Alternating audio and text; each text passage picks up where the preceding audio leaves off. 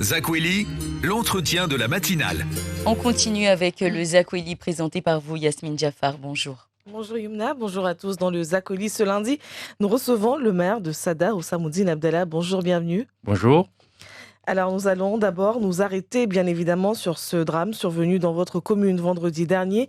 Une fillette âgée de 4 ans décède dans un minibus qui l'a conduit à l'école. Nous ne connaîtrons jamais les causes exactes du décès, étant donné qu'il n'y a pas eu d'autopsie, mais on sait qu'elle s'est retrouvée enfermée dans le véhicule plusieurs heures. Monsieur le maire, ce drame soulève beaucoup d'interrogations, mais on aimerait connaître d'abord les vôtres. Qu'est-ce qui vous est venu à l'esprit lorsque vous avez appris la nouvelle ? D'abord, dans un premier temps, je voudrais adresser toutes mes condoléances les plus attristées à la famille. Et Sada est en deuil parce que c'est une fillette de 4 ans. Moi, j'étais sur place pendant plusieurs heures. Quand j'ai appris ça, je me suis rendu sur place.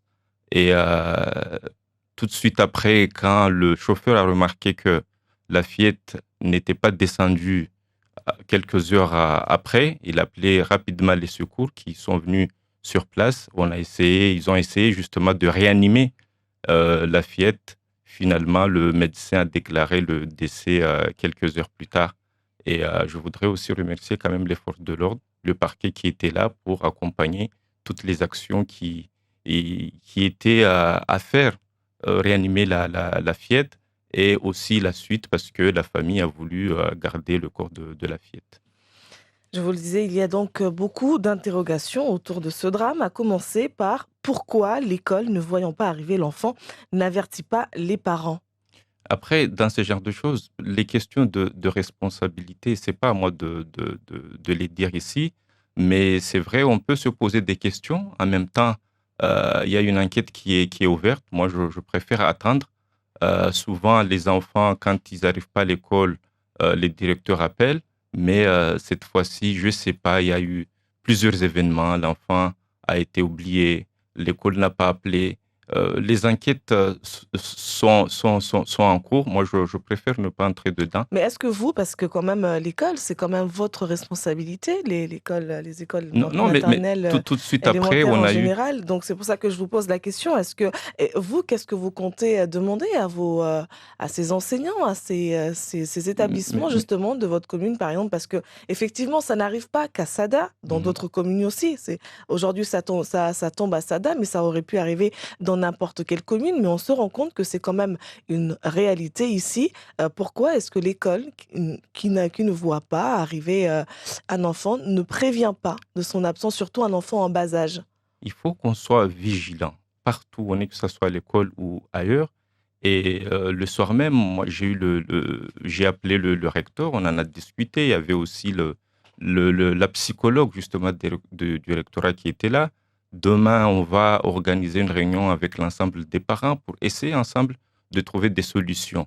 Parce que c'est vrai que même les parents, nous, les gens travaillent à Mamoudzou, quittent leur domicile, on met un chauffeur en place, c'est un contrat privé pour aller chercher les enfants, arriver à l'école. Cette fois-ci, comment l'institut a oublié appeler les parents. Donc, il y a plusieurs événements comme ça qu'il faudra restructurer cette organisation. Donc, ça veut dire que vous allez interpeller justement les enseignants de votre commune pour que par la suite, maintenant, en tout cas désormais, qu'il y ait un appel systématique parce dès que qu'on j'ai vu au collège, de l'absence. quand l'enfant ne se présente pas, on est souvent appelé, on nous envoie des textos. Il faudra qu'on s'organise de cette façon-là, aussi au niveau des écoles élémentaires. Donc, vous l'avez dit, il s'agit d'un chauffeur de taxi, en fait, engagé par les parents, un minibus de 9 places selon nos informations. Et ce chauffeur de taxi est très sollicité par les parents pour conduire leurs enfants à l'école.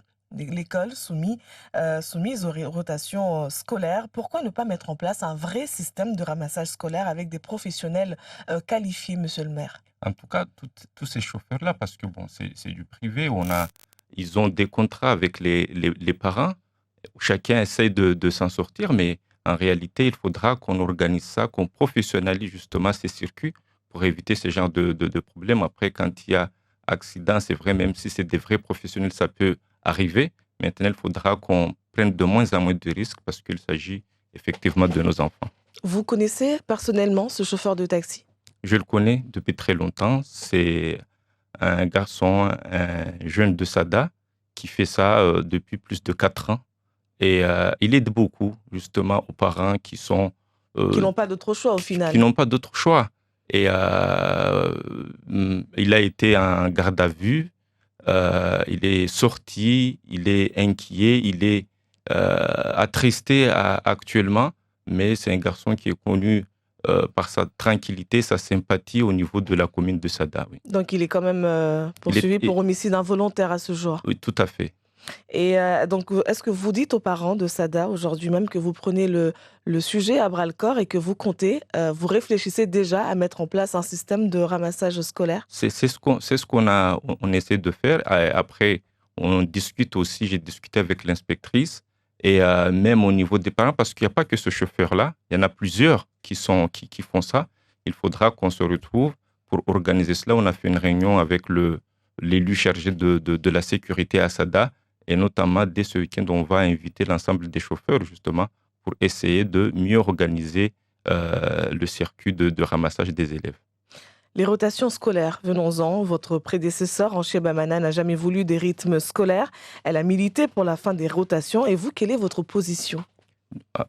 Les rotations, à un moment donné, il faut que ça prenne fin parce qu'on ne rend pas service nos élèves. Nos élèves, une fois qu'ils ont réussi le bac à Mayotte, ils doivent aller à l'extérieur.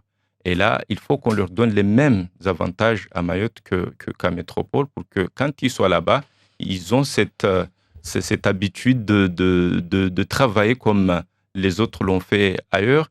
Et là, nous avons prévu, d'ici la fin de la mandature, construire à peu près 25 classes, justement pour éviter cette rotation scolaire. Donc 25 salles de classe supplémentaires. Il y avait aussi un projet de construction d'une crèche. Alors, la crèche, si vous voulez, on peut parler des projets.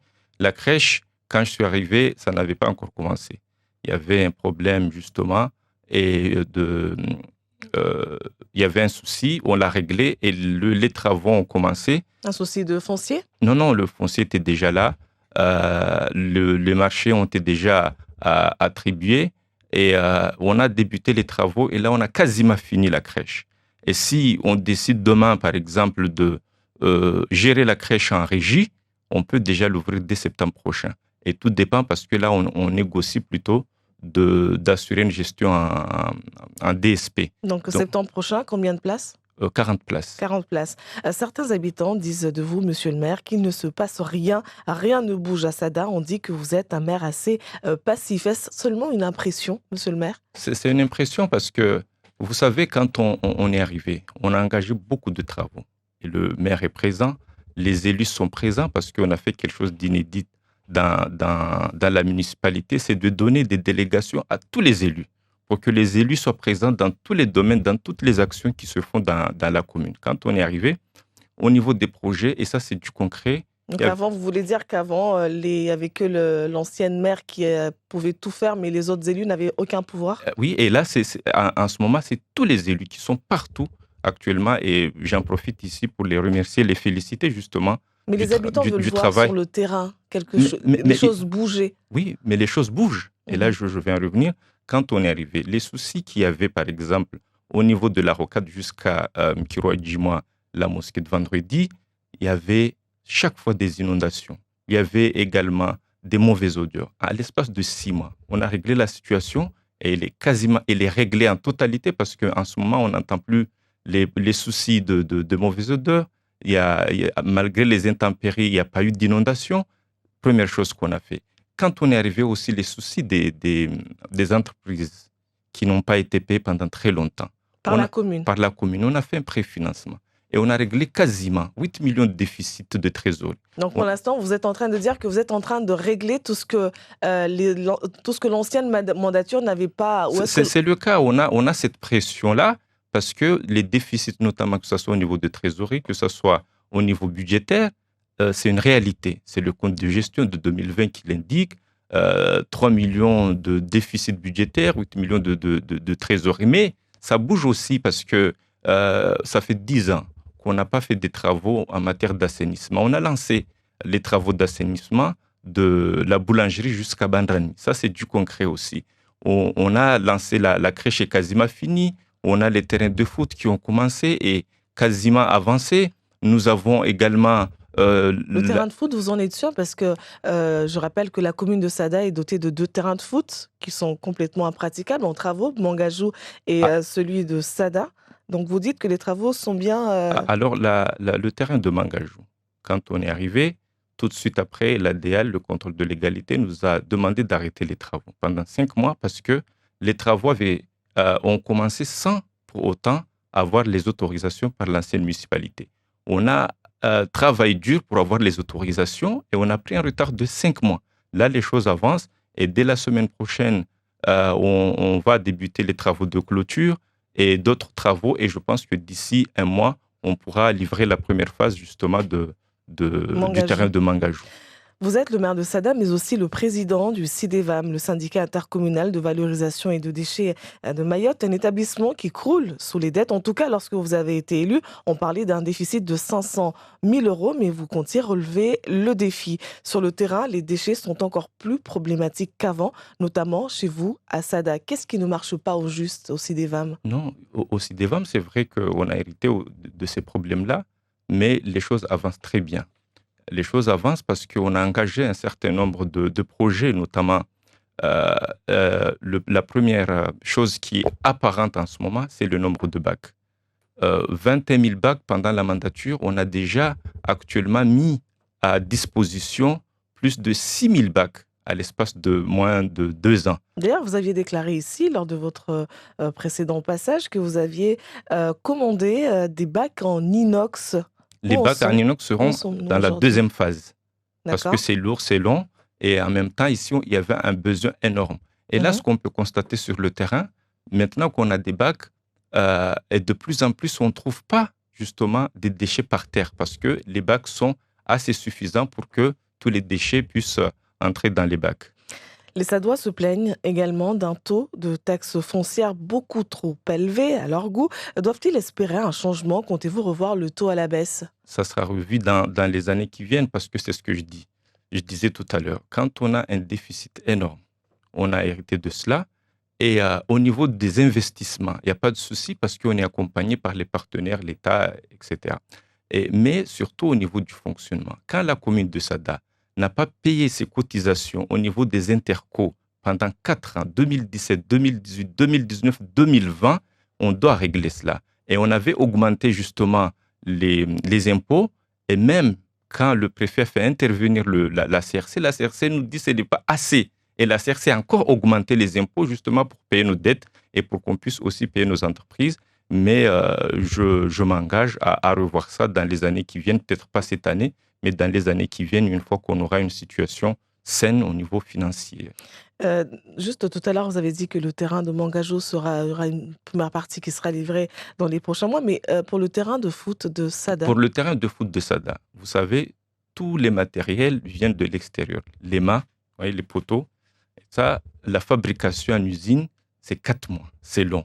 Donc le temps de faire venir ces mâts, le gazon, ça prend du temps. Ce que je dois rappeler ici, moi quand je suis arrivé, il y avait déjà les marchés qui ont été attribués sur ces travaux. À l'espace de 6 mois, j'ai bouclé le plan de financement, il n'y avait rien du tout. Pour vous dire qu'on travaille et on cherche à avoir les financements nécessaires pour la réalisation des travaux de Sada. Alors, monsieur le maire, peut-être que les Sadois devront retourner aux urnes pour choisir de nouveau leurs élus départementaux. Quelle est votre position là-dessus? La dernière fois, moi, j'avais un candidat. On avait, avec un binôme, Sada Chirongi. Donc, les élections sont annulées parce que Pas encore. Bon, ils ont fait appel, mais voilà. le tribunal, déjà, en première instance, a décidé que voilà, il y avait une tricherie et il serait mieux de revenir de retourner aux urnes. Donc, nous, on est prêts, on attend. Si les élections, enfin, sont annulées, on ira et cette fois-ci pour l'emporter. Il y a une toute dernière question, Osamoudine Abdallah. Vous faites partie des 27 élus de Mayotte à avoir parrainé Emmanuel Macron. Cela signifie que vous êtes satisfait de ce quinquennat? Moi, depuis que je suis élu, les Mahorais demandent à ce qu'on soit dans le droit commun, le vrai. Et je trouve en Emmanuel Macron le président de droit commun pour Mayotte. Pourquoi je dis ça? C'est parce qu'on a demandé un rectorat, on l'a eu. On a demandé une ARS en plein exercice, on l'a eu. Et dernièrement, le Conseil des prud'hommes. Sarkozy nous a permis d'accéder au statut de département. La Cour de compte, à l'époque, a indiqué que le département a été mal préparé, il n'y a pas assez de moyens. On a un président de la République qui a donné des moyens financiers énormes à Mayotte pour rattraper justement le retard de Mayotte. Plus les compétences département, région qui sont en train de se mettre en place, ce que je viens de rappeler tout à l'heure. Donc, on a un président de droit commun et j'appelle justement à tous les Mahoraises et Mahorais à voter pour Emmanuel Macron, qui est l'homme de la situation, pour la situation que nous vivons. En tout cas, il vous a convaincu, vous, monsieur le maire. Merci beaucoup, Oussa Moudzine Abdallah, d'avoir été l'invité de ce Zakwili. Merci à vous.